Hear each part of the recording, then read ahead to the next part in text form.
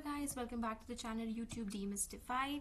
We will be continuing with our approaches to Indian philosophy semester 5 philosophy honors course, Bachelor of Arts in Philosophy, from which we have taken from Delhi University. So आज का हमारा topic है 3 myths about Indian philosophy. This is from the second unit of approaches to Indian philosophy. And this is by Daya Krishna. Now, so हम 3 myths के बारे में बात करेंगे जो काफ़ी पॉपुलर हैं इंडियन फिलोसफी में, but they are not really true. वो पॉपुलराइज हो गए हैं, वो इनफेमस हो गए हैं टू बी मोर श्योर.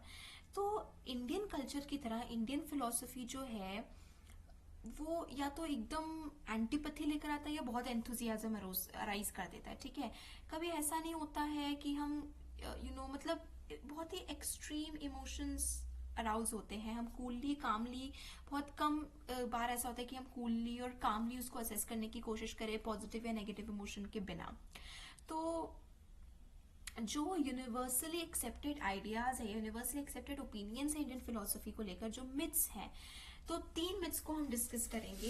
ये इनड्यूबिटेबल फैक्ट्स की तरह ट्रीट करे गए हैं. वो इतने सेल्फ एविडेंट या इतने ऑब्वियस लगते हैं कि चाहे वो एंथुजियास्ट हो या डिट्रैक्टर्स हो, चाहे वो नेगेटिवली व्यू करने वाले हो या पॉजिटिवली व्यू करने वाले हो, वो इनको इतने ऑब्वियस लगते हैं कि हम उनको कभी क्वेश्चन ही नहीं कर पाते. और वो हमेशा से ट्रेडिशनली भी वो हमेशा से इंडियन फिलोसफी का पार्ट माना गया है और ऑलमोस्ट हर राइटर ने उसको लिखा है. लेकिन फिर भी now he is about to question these myths. And तो सेल्फ एविडेंट क्लेम्स की इंडियन फिलोसफी के बारे में जो है, सबसे पहला है the claim to spirituality. So ये चीज हमने सबसे पहले हमारे जो यूनिट है उसका हिस्ट्री ऑफ इंडियन थॉट में भी हमने डिस्कस की थी, जिसमें बोला गया था कि Indian philosophy is very spiritual in nature. So what this article is trying to tell us about is कि Indian philosophy is not as spiritual as it seems. तो हमने हमेशा से हमारा इंडियन फिलोसफी स्पिरिचुअल है, हमेशा से हमें यही पता चला है. एक क्लेम जो है इसको कभी हमने टेस्ट नहीं किया.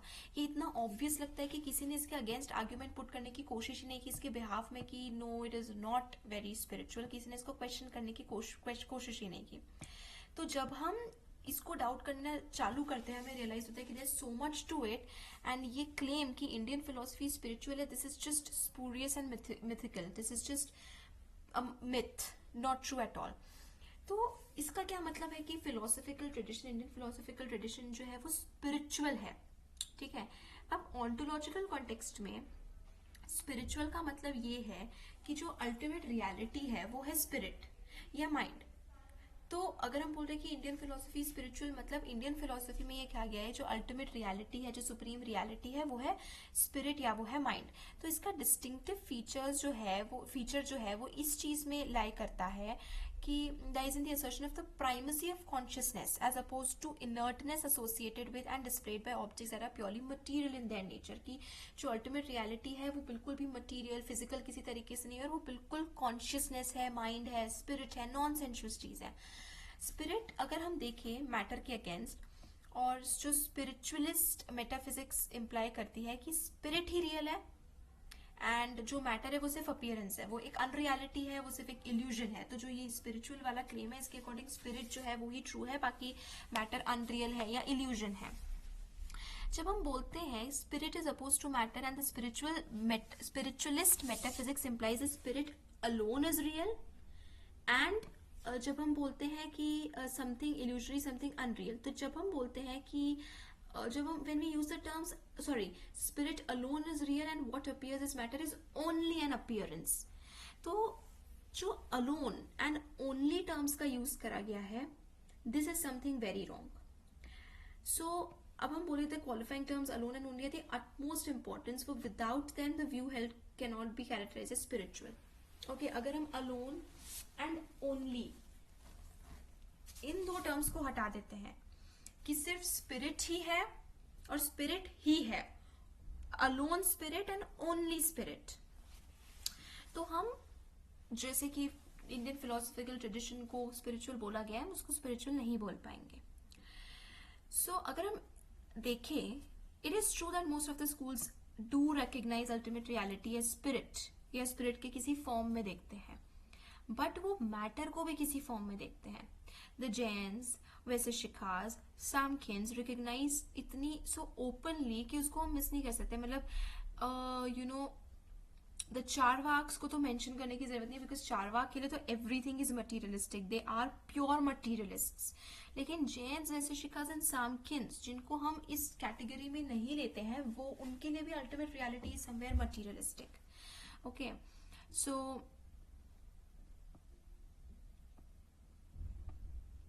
the Naikas are usually supposed to accept the Vaisheshika metaphysics, but it is seldom noted that they go a step further in the Charvak direction. So unlike the Charvaks, they certainly believe in the ontological reality of soul, but they deny to it the essential characteristic of consciousness, which alone, according to everybody else, differentiates it from matter. तो वो spirit या consciousness में तो agree करते हैं, लेकिन ऐसा नहीं कि वो मैटर से बहुत ज्यादा अलग है. जैसे नाइकास के लिए ये इनएलिएनेबल क्वालिटी नहीं है, जैसे कि चारवाक भी बोलते हैं कि a quality which arises in it when a collection of circumstances accidentally comes to pass. तो एक radical sense में जो नाइकास है वो कहीं ना कहीं इस materialistic approach के close आते हैं. उनके लिए ultimate reality can be spirit, but वो spirit जो है वो matter से बहुत ज़्यादा अलग नहीं है. वो God में भी belief रखते हैं, but that is a different thing. उनके लिए ultimate reality is soul, but matter soul से different नहीं है. Okay, so अब जैसे if you look at Buddhist, Mimamsakas, Vedantins, Yoga philosophy, योग स्कूल, तो इसमें से मीमांसकास जो है वो सब्सक्राइब करते हैं न्याय वैशेषिका थिंकर्स को, एंड अकॉर्डिंग टू न्याय Vaisheshika thinkers the ultimate reality is not completely non sensuous या नॉट कम्प्लीटली स्पिरिचुअल, स्पिरिट नहीं है. तो मीमांसकास के लिए जैसे जो अल्टीमेट रियलिटी है वो है अर्थ, वाटर, फायर एंड एयर. तो हम नहीं बोल सकते कि सिर्फ स्पिरिट है, because water is a materialistic thing, air is a materialistic thing, earth is a materialistic thing, fire. तो मीमांसकास जो है वो अल्टीमेट रियलिटी को एयर, फायर, वाटर, अर्थ भी बोलते हैं. तो हाउ कैन वी से कि उनके लिए ultimate reality spirit alone. Buddhist के लिए उनका अल्टीमेट डिनायल वहां पर आता है कि वो स्पिरिट है या फिर वो मैटर का है. तो दो ट्रेडिशनल स्कूल्स है बुद्धिज्म के, हिनायान, महायान. सो वो ये असर्ट करते हैं कि जो एक्सटर्नल वर्ल्ड की रियलिटी है, तो they assert the reality of external world. वो ये नहीं बोलते कि एक्सटर्नल वर्ल्ड या जो सेंसरी ऑब्जेक्ट्स है, मटीरियलिस्टिक चीज है, वो कंप्लीट इल्यूजन है या कंप्लीटली अनरियल है. They say that is also part of reality, वो रियलिटी है. Same with the Yogacaras who explicitly content for the ideality or mentality of whatever exist. The Madhyamics, like the Advait Vedantins of a later date, accept phenomenal reality and deny the ultimate reality of anything that can ever possibly be asserted. So what we're trying to discuss here is कि to some extent, to some degree, जैसे कि जैन्स हैं या फिर जैसे मीमांसकास हैं जो कि न्याय वैशेषिका की थ्योरी को ट्रू मानते हैं. न्याय वैशेषिका के लिए सिर्फ स्पिरिट ही नहीं है, स्पिरिट के साथ मैटर स्पिरिट से बहुत अलग नहीं है, या मैटर कंप्लीटली अनरियल नहीं है. बुद्धिस्ट के लिए मैटर कंप्लीटली अनरियल नहीं है. जो एक्सटर्नल वर्ल्ड है वो बुद्धिस्ट के लिए रियल है. It is a part of reality. External world की रियलिटी है वो. तो इट्स नॉट अनरियल. अगर वो अनरियल नहीं है तो it can be a part of the ultimate reality. है वो कंप्लीटली ऐसा भी नहीं कि they are completely non materialist. Vedanta is not only Samkar Vedanta, it is merely a name to suggest that the philosopher who chose to call himself or is thought by that name consciously assumed the added responsibility of showing that is exactly what the Upanishads really meant. Any doctrine therefore can call itself Vedant, provided it is prepared to sustain that it alone expresses the true and authentic meaning of Upanishads. तो वेदांत का मतलब ही है उत्तर वेदा या फिर letter Vedas, तो जो completely Vedas के ऊपर है. उपनिषद जो है वो वेदास का एक पार्ट है. तो कोई भी चीज वेदांता का पार्ट तब हो जाएगा अगर वो ये क्लेम कर ले या वो ये प्रूव कर ले कि वो कंप्लीट एंड ट्रू है टू द उपनिषद्स, उनका ट्रू मीनिंग वो बता रही है. तो डुअलिस्ट है जैसे माधवा, जो कि मैटर या प्रकृति को एटर्नल मानते हैं, इंडिपेंडेंट प्रिंसिपल मानते हैं, और फिर वो अपने आप को वेदांतिस्ट भी बोलते हैं. तो अगर उनके लिए मैटर या प्रकृति इज समथिंग जो कि एटर्नल है, रियलिटी है, then again they are also kind of materialist. वो they are not spiritual in nature. फिर रामानुजन है जो होता है कि there is ultimate distinction in the nature of matter from God but denies its independence in the sense of it being subordinate to him, it not being subordinate to him. Then there is the great Samkar जो believe करता है कि assertion of anything is in itself the surest sign of its ultimate unreality. For him, the individual soul and God are as unreal as प्रकृति और matter. कि अगर हम उस चीज को assert कर रहे हैं कि वो ultimately real है तो मतलब वो unreal है, completely unreal है, उसको assert करने की वरना जरूरत नहीं पड़ती. तो जैसे कि समकर ने खुद ने बोला है कि जितना उसके लिए मैटर अनरियल है उतना ही उसके लिए गॉड या फिर वो स्पिरिट या सोल अनरियल है. तो ये हमें साइंस दिखाता है कि ये जो स्कूल्स हैं इनके लिए अल्टीमेट रियलिटी सिर्फ स्पिरिट नहीं है, स्पिरिट के साथ मैटर भी है. तो मैटर वेदांता के लिए भी अनरियल नहीं है, जैसे हमने समकर देखा, रामानुजन देखा, माधवा देखा. वेदांतास के लिए भी मैटर अनरियल नहीं है. और अगर वेदांतास बोल रहे हैं, क्लेम कर रहे हैं, तो मतलब वो ट्रू है टू दी उपनिषद्स, तभी वो अपने आप को वेदांता बुला रहे हैं. It is clearly asserted to be ultimately real by the two major schools, those of Ramanuja and Madhava. Ramanuja and Madhava दोनों के लिए matter is very very real, and the only major school that of Samkar, it is as real as anything else. As for yoga, it is perhaps counted among the traditional schools of Indian philosophy only as a matter of courtesy. There seems little reason to do so as it entirely system of practice. तो योगा को kind of just जैसे बोलते हैं ना courtesy के लिए हम लोग इंडियन फिलोसफी सिस्टम का एक पार्ट मानते हैं, वो तो सिर्फ प्रैक्टिस है. It's kind of a body exercise only. तो उसका खुद का कोई ऐसा फिलोसफिकल व्यू नहीं है, except the Samkhya view of the independent reality of prakriti. तो जो सांख्य मानते हैं कि प्रकृति इंडिपेंडेंटली अपने आप में इटर्नली एग्जिस्ट करती है. योग भी सांख्या की उसमें मानता है. Samkhya is the theory and Yoga is the practice of it. Similarly, Nyaya is theory, Vaisheshika is the practice of it. तो पूर्व इज थ्योरी में then same with the other school. So it thus constitutes no exception to the almost universal acceptance of the only reality of matter among the various schools of Indian philosophy. तो ये हमने यहाँ पर establish कर दिया है by various examples कि ये जो जितने भी स्कूल्स है जो क्लेम करते हैं they are completely idealist and non materialist, they have a degree of materialism in them, कि वो मैटर को कहीं ना कहीं रियलिटी मानते हैं या फिर अल्टीमेटली रियल के साथ मैटर को भी वो लोग कहीं ना कहीं काउंट करते हैं. तो ऑन्टोलॉजिकली जो हम इंडियन फिलोसफी को स्पिरिचुअल बोलते हैं ये बिल्कुल गलत है. The only other context जिसमें हम उसको स्पिरिचुअल बोलते हैं वो है मॉरल या एथिकल कॉन्टेक्स्ट में. अब यहाँ पर ये ट्रू है कि इंडियन थॉट जो है वो कहीं ना कहीं स्पिरिचुअल सैल्वेशन में मानता था, लिबरेशन में मानता था, मोक्ष एंड निर्वाण एंड उन सब में इंडियन फिलोसफी का बिलीफ था. लेकिन यहाँ पर भी ये याद रखना चाहिए कि it is a generalised feature. ये एक जनरल फीचर, ये हर इंडियन स्कूल पे अप्लाई नहीं करता है. जैसे कि चारवाक्स इसमें, लोकायत जो चारवाक्स है वो इसमें बिलीफ नहीं रखते हैं. तो ये एक जनरलाइज्ड फीचर है कि जो एंड ऑफ लाइफ है वो स्पिरिचुअल है या समथिंग लाइक दैट. यहाँ पर भी ये पॉइंट करना इंटरेस्टिंग होगा कि it was not until later that moksha as a distinctive separate goal was accepted in Indian thought.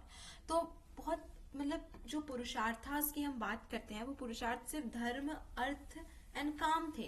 मोक्ष को तो बहुत बाद में जाके हमने एज अ फोर्थ गोल या फिर एंड पॉइंट हमने उसको एक्सेप्ट किया है. तो जो early formulations of goals of human थे वो सिर्फ धर्म, अर्थ एंड काम तक लिमिटेड थे. realms of law, rule of prescribed on the one hand, dharma, things desired, काम and instrumentalities for the realization, अर्थ. कि जो रूल्स है, जो लॉ है, जिसको जिस तरीके से हमें करना है वो है धर्म, जिनको हम डिजायर करते हैं वो है काम, और जो हमारे डिजायर तक पहुंचाते हैं, हमें हेल्प करते हैं और धर्म को करने में पूरा हेल्प करते हैं वो है अर्थ. तो फोर्थ गोल का जो इंट्रोडक्शन था वो बहुत बाद में आया, और वो रिलीजन से इन्फ्लुएंस होके आया. जो रिलीजन्स थे उसमें ये कॉन्सेप्ट ऑफ मोक्ष या श्रमण या जो सांख्य, बौद्ध या फिर जैन उसका था, ये रिलीजन से निकाल कर फिलोसफी में आया कि मोक्ष को एज अ फोर्थ पुरुषार्थ जो है वो एक्सेप्ट किया गया.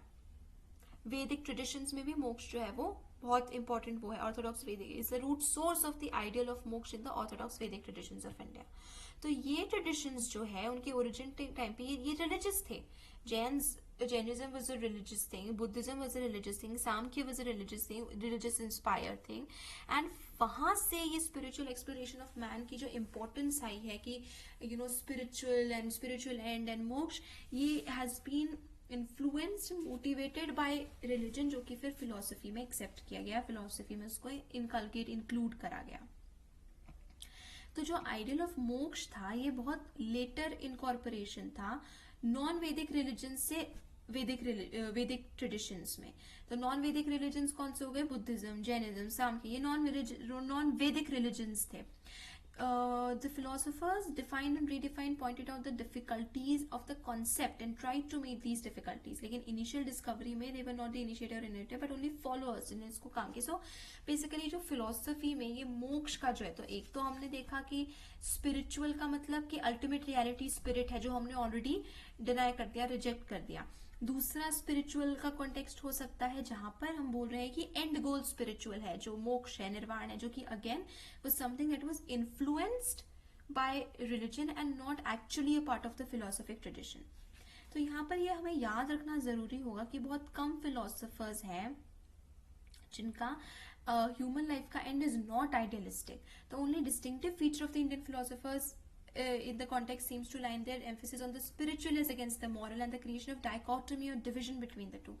तो जो मोक्ष का जो एडिशन हुआ था, fourth and final end of human seeking and striving was not a fulfillment of the original three but ultimately their denial या negation।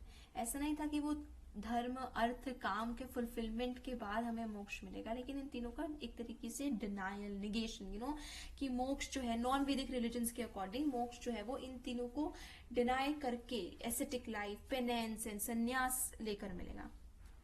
तो काफी थिंकर्स ने मोरालिटी और स्पिरिचुअलिटी के गैप को कम करने की कोशिश की, लेकिन ये डुअलिज्म जो है ये अनचेंज रहा है। जो ये दो पार्ट्स हो गए थे मोरालिटी और स्पिरिचुअलिटी के बीच में, इसके गैप को कम करना बहुत मुश्किल रहा है। And the baffling paradox of a country which is felt by almost every foreigner to be at one and the same time the most spiritual and the most immoral can perhaps be rendered intelligible only in this way। अब जो second myth है ये है authority. तो जो Indian philosophy का हर writer है almost invariably वो होता है कि जो ऑर्थोडॉक्स एंड अनऑर्थोडॉक्स स्कूल्स के डिवीजन के साथ। हम इंडियन फिलोसफी की शुरुआत ही ऑर्थोडॉक्स एंड अनऑर्थोडॉक्स सिस्टम्स में इंडियन स्कूल्स को डिवाइड करके शुरू करते हैं। ऑर्थोडॉक्स अगर वो वैदिक अथॉरिटी को मानते हैं, अनऑर्थोडॉक्स अगर वो वैदिक अथॉरिटी को रिजेक्ट करते हैं। ये एक कॉमन प्लेस फैक्ट है इंडियन फिलोसफी का, जिसको हमने कभी डाउट नहीं किया। लेकिन हम कैसे बोल सकते हैं क्या है ये अथॉरिटी, एक्सेप्टेंस ऑफ वेदास? क्योंकि जहां तक हम देख सकते हैं the only legitimate meaning of such a claim is की to maintain that the Vedas contain the ultimate philosophical truth and the test of the truth of a philosophical position is whether or not it is in accordance with what is written in the Vedas।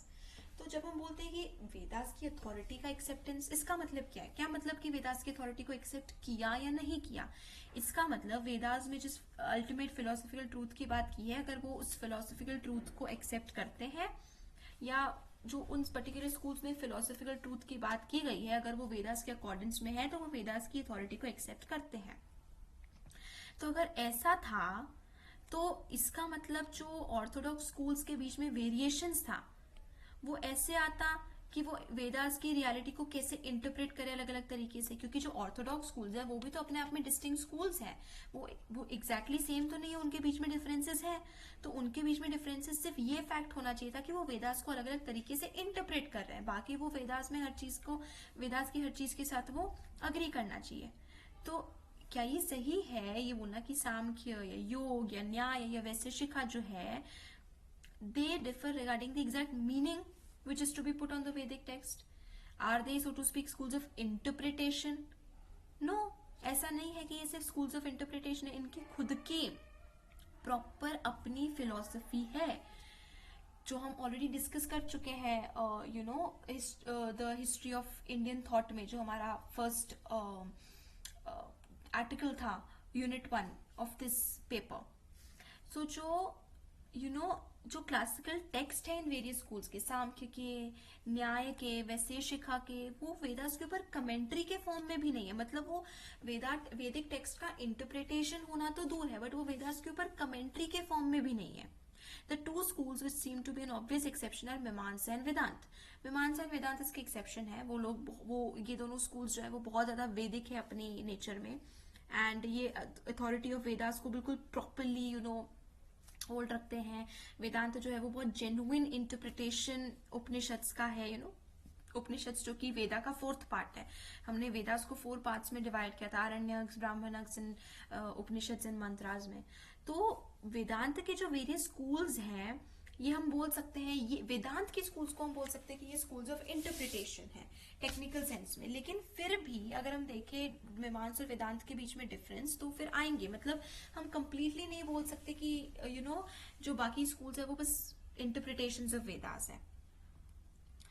So, what is to constitute the Vedas then seems to be a crucial question which has to be first answered if one is to have a meaningful discussion over their authority in regard to Indian philosophy in particular and to Indian culture in general. तो authoritative Vedas जो थे उनको तो हम पहले सिर्फ 3 ही मानते थे। फिर उसके बाद चौथे जो वेद है उसके अथॉरिटी को हमने बाद में ऐड किया। ओके तो जो वेदास है they were always plural in number, but their authority was not equally or securely established। उनके खुद के composition के टाइम पर भी नहीं। तो जब वेदास का कॉम्पोजिशन हो रहा था उस वक्त सिर्फ 3 वेदास को माना गया था। चौथे वेदा को तो रिजेक्ट ही करा गया था। बाद में हमने चौथे वेद को एक्सेप्ट किया as part of the other, as also in accordance with the other 3। तो इस टाइम में उनकी अथॉरिटी को हमने moreover their authority further on the most conservative estimate it took them at least 1000 years to assume their present form. जो आज वेदास का present form है या जो आज हम वेदा की अथॉरिटी को मानते हैं, उस अथॉरिटी को एस्टैब्लिश होने में कम से कम 1000 साल लगे। सो जब वेदास लिखे जा रहे थे और उसके इमीडिएट टाइम तक भी वेदास की अथॉरिटी इतनी एस्टैब्लिश नहीं थी। जिन्होंने उसकी अथॉरिटी को रखा था, मतलब जो अपने आप को जो वेदा की अथॉरिटी को एक्सेप्ट करने का बोलते थे, उनके भी वेदास के कई पोर्शन के साथ डिफरेंस ऑफ ओपिनियन हमें देखने को मिलते थे कि वो वेदास में जो लिखा गया उससे कुछ बहुत ही अलग कह रहे हैं। It has not always been noted is as important as the former, the latter one. Mimamsa जैसे कि ना कि उपनिषद्स को डिनाई करता है, the privilege of being counted among the corpus of Vedic knowledge, but also contends that any utterance which is not a pure injunction, that is either a command or a prohibition, is not to be considered as Veda। तो पहले तो वेदास की जो मीमांसा है, मीमांसा तो उपनिषद को वेदास का पार्ट ही नहीं मानते, और वेदांत का पूरा स्कूल ही उपनिषद के ऊपर फाउंडेड है। वो बोलते हैं कि उपनिषद जो है उसमें फिलोसफिकल डिस्कशंस है वेदास के अंदर, ट्रीटीसीज का। तो वेदांत जो स्कूल है वो तो पूरा फाउंड ही उपनिषद की अथॉरिटी पे, और उपनिषद की अथॉरिटी को वो वेदास की अथॉरिटी मानते हैं। बट मीमांसा जो है, अनलाइक द वेदांत, मीमांसा तो उपनिषद को वेदास का पार्ट ही नहीं मानते। और अकॉर्डिंग टू मीमांसास जो भी चीज एक कमांड के फॉर्म में नहीं है वो वेदा का पार्ट ही नहीं है, वेदा का पार्ट ही नहीं है वो। तो this is a revolutionary position for the issue of Vedic authority for philosophy in India, जिसको हमने कभी नोटिस ही नहीं किया, कभी नोट ही नहीं किया। वेदास इस व्यू के अकॉर्डिंग तो ये तो एक बहुत रेवोल्यूशनरी पोजीशन थी है कि मीमांसास तो उनके अकॉर्डिंग तो सिर्फ जो एक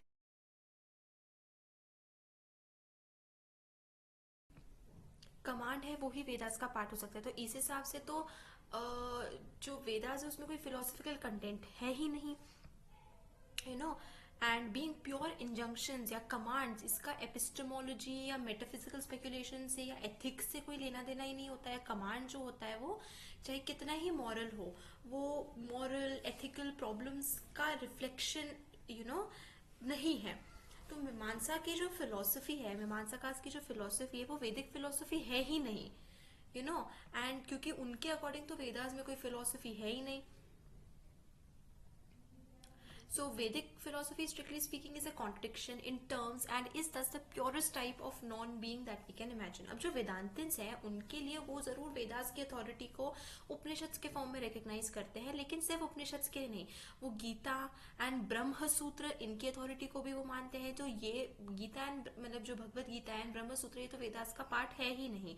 ऑल्सो वो authority of non Upanishadic portion of Vedas को तो हीड ही नहीं देता है बिल्कुल।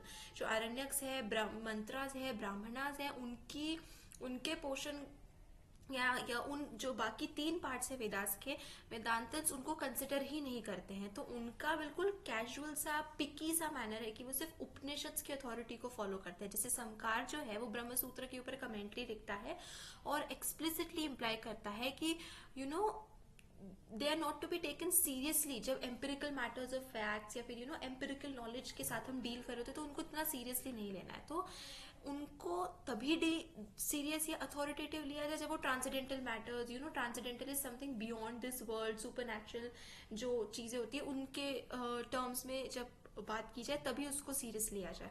तो वेदांता जैसे कि मीमांसा की बात करें तो उनके लिए भी वेदा की तो अथॉरिटी वो तो बिल्कुल ही एक क्लासिक वैदिक लिटरेचर तक लिमिटेड नहीं, और वेदा में भी सिर्फ एक पार्ट उपनिषद जो भी बिल्कुल प्योर वैदिक अथॉरिटी को फॉलो नहीं करते हैं। तो जो फिर भी compare to other schools, again comparison हम कर रहे हैं कि मीमांसा एंड वेदांता जो स्कूल्स हैं वो ज्यादा वेदास की अथॉरिटी को मानते हैं, लेकिन उनकी अथॉरिटी को मानना भी वेदास को लेकर बिल्कुल प्योर या बिल्कुल अनकंडीशनल या एब्सोल्यूट नहीं है।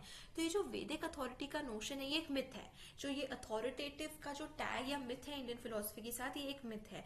इसको हम स्कूल्स के बीच में डिवाइडिंग लाइन नहीं मान सकते, क्योंकि हमने अभी देखा कि जो ऑर्थोडॉक्स स्कूल्स है जो वेदास की अथॉरिटी को मानते हैं वो भी कंप्लीटली वेदास की अथॉरिटी को नहीं मानते हैं। लेकिन फिर भी अच्छा, अब ऐसा नहीं है कि जो अथॉरिटी की बात है ये सिर्फ वेदास तक हम बात करते हैं कि जब हम अथॉरिटी की बात करते हैं तो सिर्फ वेदास की अथॉरिटी एक्सेप्ट करने की बात की जाती है। Do the sutras hold, even if it be considered that the Vedas hold little authority for most schools of Indian philosophy, is it not true that something else fulfills that function? तो सूत्रास वो position कई बार fill up करने की कोशिश करते हैं उनकी authority को, और वो शब्द ये testimony as regarded as an independent pramana, तो it is and is not shabda या टेस्टिमनी तो वो भी एक सोर्स ऑफ वैलिड नॉलेज है। तो ये जो दो कंटेंशन है कि या सूत्रास वेदास की जगह ले ले उसकी अथॉरिटी या फिर जो शब्द है उसकी अथॉरिटी फॉलो करना। जब हम बात करते हैं Orthodox schools of Indian philosophy की, जैसे कि वैसे शिखा जो है वो शब्द को या फिर टेस्टिमनी को नहीं एक्सेप्ट करे, एंड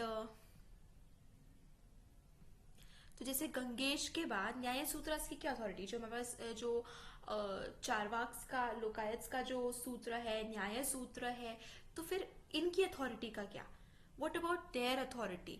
सो ये हमें रियलाइज करना पड़ेगा कि जब हम बात करते हैं जैसे गंगेश के बाद न्याय ने सिर्फ एक नया टर्न नहीं लिया, मतलब does not merely take a new turn, but enters on a path of continuous development।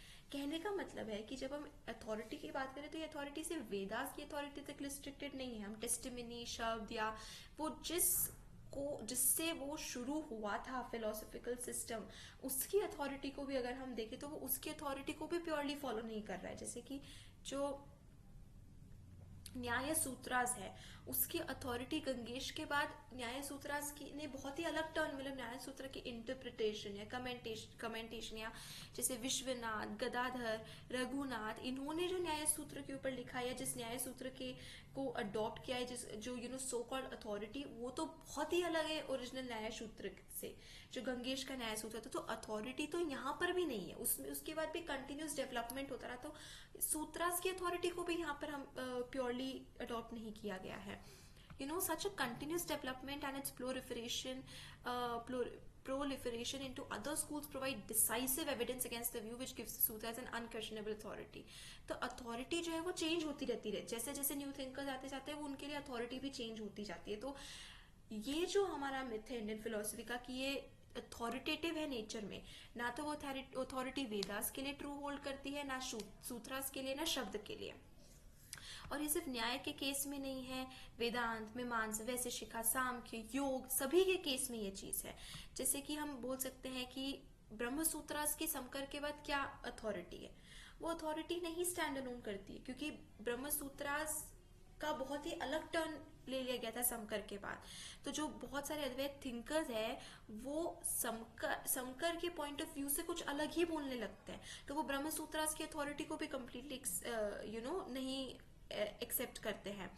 So Brahma Siddhi of मंदन Mishra भी इंडिपेंडेंट वर्क है, जो कि ब्रह्म सूत्र पे कमेंट्री नहीं है, लेकिन फिर भी वो पार्ट है अद्वैत का।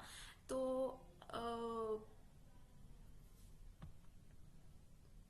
the same thing of मतलब has been, as Radha Krishna has chosen to write a commentary once again, and then the same thing that जो commentaries भी in different सूत्रास पे लिखी गई है, ब्रह्म सूत्रास, न्याय सूत्रास, वो इतना अलग टर्न ले लेती है कि वो उन सूत्रास की अथॉरिटी को तक फॉलो नहीं कर रही है।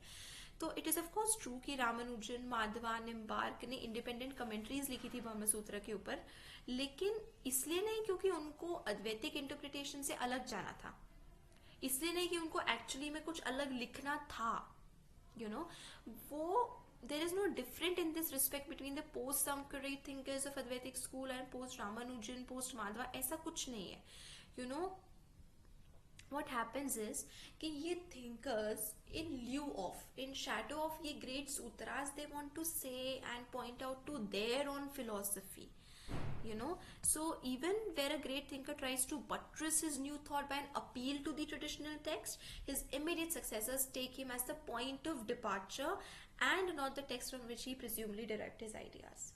तो क्या होता है कि जैसे रामानुजन है, Ramanujan wanted to say something about his own philosophy और उसने शैडो लिया ब्रह्म सूत्र का, तो रामानुजन के जो सक्सेसर है उसने रामानुजन को एज पॉइंट ऑफ स्टार्ट लिया, रामानुजन के सक्सेसर को उसके सक्सेसर ने एज पॉइंट ऑफ स्टार्ट लिया। तो ये चीज चलती रहती है और ये वो कंटिन्यूस थॉट डेवलप होता रहता है, rather than following the authority of that one सूत्र या दैट वन टेक्स्ट जिसको ओरिजिनली स्टार्ट या यू नो फॉलो करा गया था। तो other examples are also given about, you know, Kumarila and Jamini and Ishwar Krishna of Samkhya and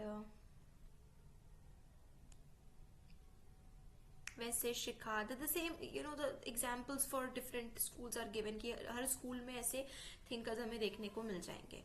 तो वो simultaneously they are the simultaneously end of a line of thought as well as the point of departure for a fresh philosophical enterprise। ये बहुत important है हमारे लिए समझना कि वो एक continuous line of thought है, एक के बाद एक successive development होते जा रहा है, और वो successive development हमेशा जस्ट प्रीवियस वर्क से हो रहा है, उस स्टार्टिंग पॉइंट से नहीं हो रहा है। तो ब्रह्मसूत्र के ऊपर कमेंट्री की रामानुजन ने, जिसकी कमेंट्री ब्रह्मसूत्र की जो ओरिजिनल टेक्स्ट है उससे काफी अलग थी, एक अलग डेवलपमेंट किया। रामानुजन के वर्क के ऊपर कमेंट्री की लेट्स से बी फिलोसोफर ने, बी का थॉट रामानुजन से बहुत अलग था, बी की कमेंट्री की सी ने, सी का थॉट बी से बहुत अलग था। तो this keeps going on and on and on. So Buddhist and Jains have no secret philosophical text, जैसे अभिधर्म वगैरह के अलावा उनके कोई बहुत सीक्रेट फिलोसफिकल टेक्स्ट नहीं जिसकी अथॉरिटी को वो माने, और फिर वो वेदास एंड सूत्रास की अथॉरिटी को तो मानते ही नहीं है। सो there are important thinkers and important books, but none is vested with a divine or superhuman authority in दोनों schools में। This is as it should be with and my contention is that it is the same with the so-called classical schools of Hindu philosophy। There are the so-called classical schools, उनमें भी वही चीज है। तो बात बस इतनी है कि बुद्धिज्म एंड जैनिज्म में वो चीज ओपनली हो रही है, क्लियरली हो रही है, एंड बाकी हिंदू स्कूल्स में वो चीज हो रही है, but then they are called you know as traditional या ऑर्थोडॉक्स स्कूल्स। जो थर्ड मिथ है इंडियन फिलोसफी का वो है कि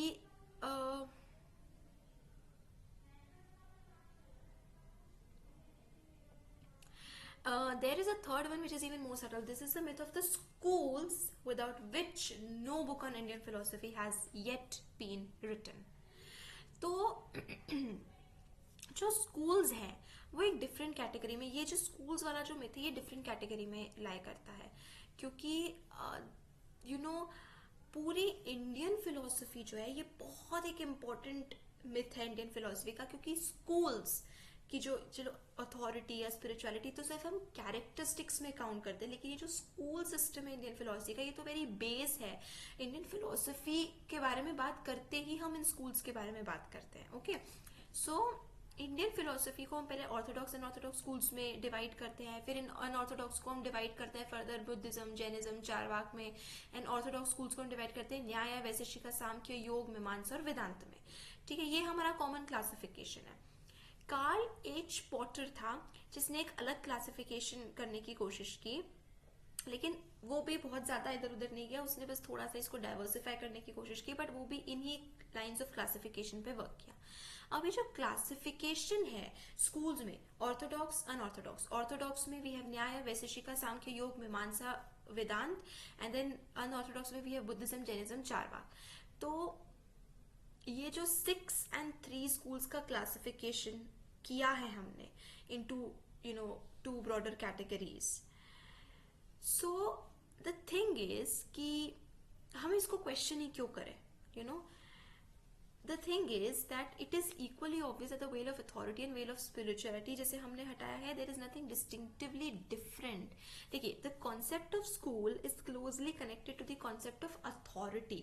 अगर हम वेदास या अथॉरिटी की, वेदास की अथॉरिटी की बात कर रहे हैं, सूत्र की अथॉरिटी की बात कर रहे हैं, तो हम मान रहे हैं कि जो वेदा की अथॉरिटी को एक्सेप्ट कर रहा है वो वेदा की फिलोसफी को एक्सेप्ट कर रहा है और वेदा की फिलोसफी को फाइनल एंड ट्रू मान रहा है।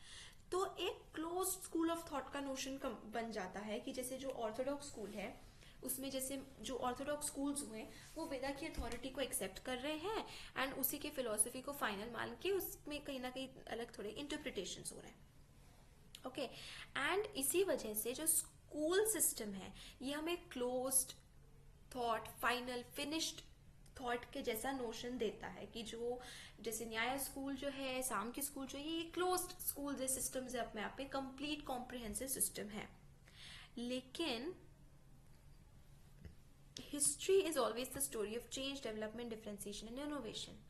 तो इफ अगर सिर्फ हमने एक इनिशियल अथॉरिटी को एक्सेप्ट कर तो फिर हिस्ट्री कैसे बनी, फिर डेवलपमेंट ऑफ थॉट कैसे हम अकाउंट करेंगे।